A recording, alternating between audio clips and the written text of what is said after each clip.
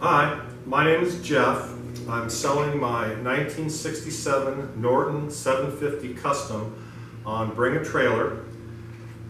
I'll start with a little bit of an overview of the model. You can tell it's not a standard Norton model.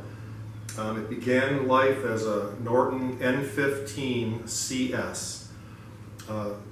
Long story, it was considered a Norton hybrid because they used a matchless frame instead of a normal Norton frame. You can look it up online, the N15 CS, and read the whole story.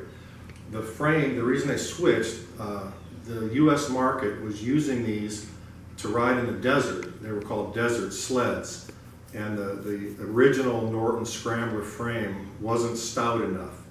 So the parent company of Norton also owned Matchless.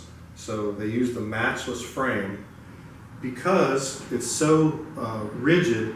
It's old school technology. It was old school in '67. It's made of lug and tube construction.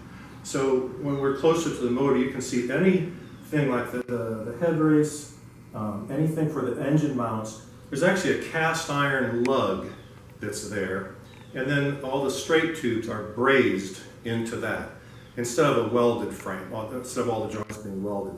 It's an elegant frame when you look at it. It has a real nice style to it. I'll start with the forks. The N15, since it was considered a desert sled and slightly off-road bike, what Norton did was they lengthened the suspension. They added 2 inches to the front suspension, lengthened the rear suspension, and then on the center stand, they added a 2-inch, I've got a picture in my photo gallery on Bring a Trailer that shows they just welded little 2-inch pieces of pipe on the bottom of the center stand. Almost funny to look at. Those have been removed, by the way. So the front forks were 2 inches longer. They're the renowned Norton Road Holder forks, the same. They just added 2 inches. So when I rebuilt them, I got the 2-inch shorter fork tubes, internal springs, and brought this back to, actually there's 68 Commando spec. This is it fits all the specs for a 68 Commando. So you can see the fork ears are original, all redone, painted, satin. New gaiters, of course, new chrome trim. The sliders are original, but instead of trying to polish them up, since they're right next to chrome, right next to the chrome here, I put a brushed finish on them, a hand kind of turned brushed finish on them, which gives you a nice contrast between this and everything else that's polished.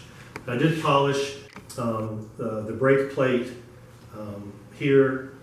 The original N15 Fenders were chromed steel, and they were pretty big affairs. You know, the front came up to here, the back dropped way low, and then it had 3 fender stays on it, hold it in place. I was switching this back to a road bike, and it turned in a little bit of a bobber style is how it developed. So I got rid of the old rusty chrome fenders, got some NOS made in England alloy fenders, kept of course the classic rolled front edge, and I moved it back and then trimmed it off on the bottom just for a little tighter look. And then to get rid of the fender stays, I built, and I have pictures. I hope I don't say this too many times through the video, but I've got still pictures of all of these things up close and focused in, so you can look at them closer. But I built an internal support for this. It goes across almost like a fork brace, and then there's a spine that runs underneath it for that. The front brakes are the Norton 8-inch single leading shoe brake with upgraded Ferrado brake shoes. And of course everything on here is all new bearings, all new seals. That goes without saying, that's through the whole bike. And then I have all the receipts for that as well. So on this, the rim, I got that from Central Wheel Manufacturing, made in England. It says made in England on the rims. The tires, one of my pet peeves, when someone redoes a classic British car and they put on some Chinese-made Nanking tires or something like that. So I searched around and found Avon tires, made in England. They're premium tires, as you all know by the price of them. But this is the original pattern, the Speedmaster Avon tires, made in England. It says it on the tire itself as well.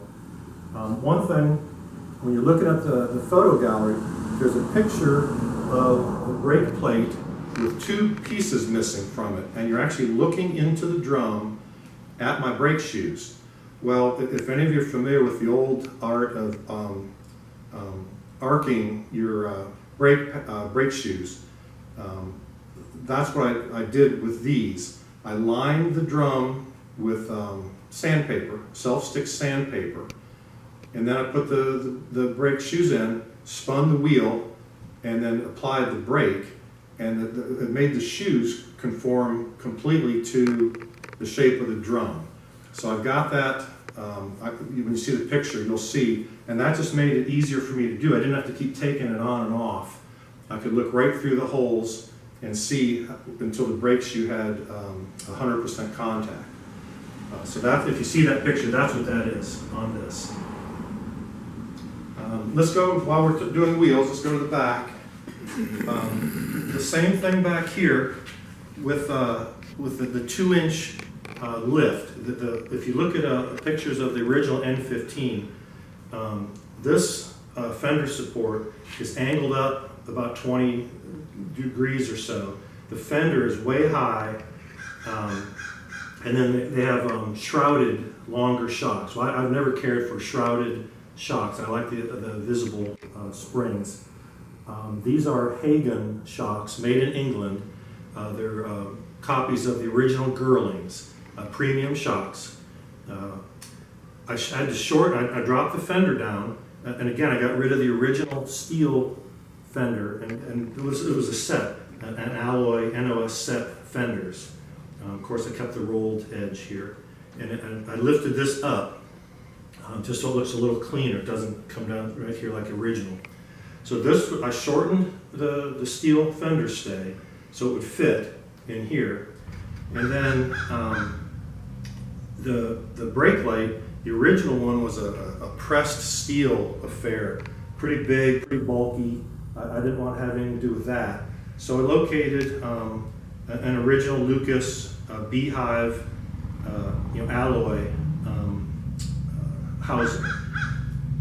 If you think about it, if the housing was going to be down here where it would have been originally and level, when you move it up here, it would have been pointing up in the air a little bit. So to keep it level, I reconfigured, recontoured the inside of this so it sits level. That wasn't a Norton, that was a Harley Davidson going by. So I recontoured that and then did a cutout here to go around the fender stay. I'll talk about the electrics later. I'll leave that later. We'll stay up top while I'm just standing here. The original tank and side covers on the N15 were red, kind of a ruby red, a real nice red. And I was initially going to keep the red, but then all of them were red. Everyone, 99.9% of them were red. It just didn't seem to fit, and it took away, when I had these in primer, it was too much.